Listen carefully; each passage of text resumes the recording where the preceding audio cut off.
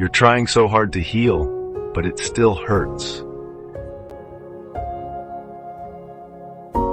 You know when people say healing isn't linear? I used to roll my eyes at that, like, okay, thanks for the Instagram quote, but what does that actually mean? And now, honestly, now I get it. I've been doing everything right, you know? Therapy every Tuesday at 3 p.m., journaling in that Moleskine notebook my sister got me for Christmas, meditation apps, gratitude lists, drinking more water, going to bed earlier. I read the books with titles like How to Heal Your Inner Child and Breaking Patterns That No Longer Serve You. I highlight passages in yellow like I'm studying for some exam on how to be okay. But here's the thing. Here's what nobody, even your friends, tells you about healing. Sometimes you do all the work, all the right things, and you still wake up at 2 a.m. with that familiar weight in your chest. You still find yourself staring at your phone, scrolling through old conversations, wondering why you keep going back to people who hurt you. Maybe it's just me, but I thought healing would feel more complete. Like one day I'd wake up and think, oh cool, I'm fixed now. Like there'd be some moment where all the pieces clicked into place and I'd never feel broken again. But that's not how it works, is it? Last week I had 3 really good days. 3 days where I felt, I don't know, lighter, like maybe I was getting somewhere. I texted my friend Sarah, I think I'm actually getting better. Then Thursday happened. My ex posted a story with someone new, just a hand holding a coffee cup. But I knew those rings, I knew that stupid bracelet she never took off. And just like that, all that progress felt like building a sandcastle right before high tide. I sat in my car in the parking lot after seeing that story, and I cried for 20 minutes. Not because I wanted her back. God, no, I know better than that now. But because it hurt that she could move on so easily while I'm over here doing homework assignments on self-love.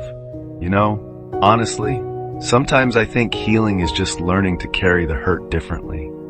Like it doesn't go away completely, but maybe you get stronger arms. I used to think trauma was this thing that happened to you once and then you deal with it and move on. But it's more like, it's like having a scar that aches when it rains. Most days you forget it's there. But when the weather changes, when something triggers that memory, it reminds you. And that's okay. I'm learning that's okay. My therapist, Dr. Martinez, she says healing looks different for everyone. For some people it's dramatic, like a butterfly breaking out of a cocoon. But for people like me, maybe it's quieter. Maybe it's just getting a little bit braver each day. Like yesterday, I was walking home from work, and I saw this couple fighting outside the coffee shop on Main Street.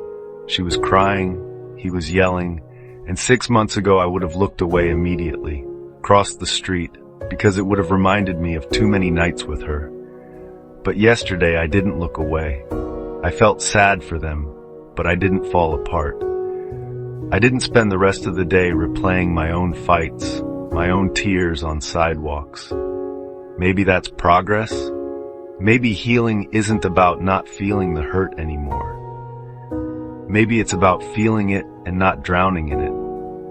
I've been thinking about this a lot lately, about how we're all just walking around with invisible wounds, trying to figure out how to be okay. And maybe it's okay to not be okay sometimes. Maybe it's okay to have bad days even when you're doing all the work. Like I can meditate for 20 minutes, write 3 pages about gratitude, drink my green smoothie, and still feel like shit by 4 p.m. And that doesn't mean I'm failing. It just means I'm human. The other night I called my mom and told her I was struggling. You know what she said? She said, baby, healing isn't a destination. It's just learning to be gentle with yourself on the journey. And I cried when she said that because I've been so mean to myself about not being better yet. Like there's some timeline I'm supposed to follow, some checklist I need to complete. But what if there isn't? What if healing is just showing up for yourself even when it's hard? What if it's choosing therapy even when you don't want to go? What if it's writing in that journal even when the words feel stupid? What if it's looking in the mirror and saying, "I'm trying my best," instead of listing everything that's still wrong with you? I'm learning that healing isn't about becoming someone new. It's about remembering who you were before all the hurt happened and loving that person enough to fight for them. And some days that fight is loud. It's booking the therapy appointment. It's blocking toxic people. It's saying no to things that drain you. But some days that fight is quiet. It's just getting out of bed. It's just brushing your teeth. It's just deciding to try again tomorrow. Both are valid. Both are brave. Both are healing. I guess what I'm trying to say is, if you're listening to this and you're trying so hard to heal, but it still hurts sometimes, you're not doing it wrong. You're not broken beyond repair. You're not taking too long. You're just human. And being human is messy and complicated and beautiful and hard. And maybe that's enough. Maybe showing up imperfectly is the most perfect thing you can do. Maybe healing isn't about not hurting anymore. Maybe it's about trusting yourself enough to feel the hurt and keep going anyway. And if that's where you are right now, if you're in that space between I'm trying and I'm okay, I see you, I'm there with you, and we're gonna be okay. Not perfect, not healed completely, just okay. And maybe that's enough for today.